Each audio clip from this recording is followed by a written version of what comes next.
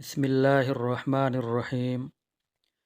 محمد بن جہادہ ایک آدمی سے، وہ اپنے ایک ساتھی سے جس کا تعلق بنو عنبر سے ہے، وہ اپنے والد سے جس کی کنیت ابو المنتفق ہے بیان کرتے ہیں۔ اس نے کہا کہ میں مکہ آیا اور رسول اللہ صلی اللہ علیہ وآلہ وسلم کے بارے میں پوچھا۔ لوگوں نے کہا آپ عرفہ میں ہیں۔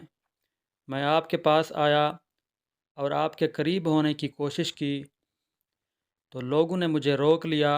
آپ صلی اللہ علیہ وآلہ وسلم نے فرمایا اسے چھوڑ دو۔ میں آپ صلی اللہ علیہ وآلہ وسلم کے قریب ہوا۔ جب میری سواری کی گردن آپ صلی اللہ علیہ وآلہ وسلم کی سواری کی گردن کے سامنے آ گئی تو میں نے کہا اے اللہ کے رسول، مجھے ایسے عمل کے بارے میں بتائیے جو مجھے اللہ کے عذاب سے دور کر دے اور جنت میں داخل کر دے۔ آپ صلی اللہ علیہ وآلہ وسلم نے فرمایا، نمبر 1، تم اللہ کی عبادت کرو۔ ایک روایت میں ہے کہ عبادت کر اور اس کے ساتھ کسی چیز کو شریک نہ بناؤ۔ نمبر 2، فرض نماز ادا کرو۔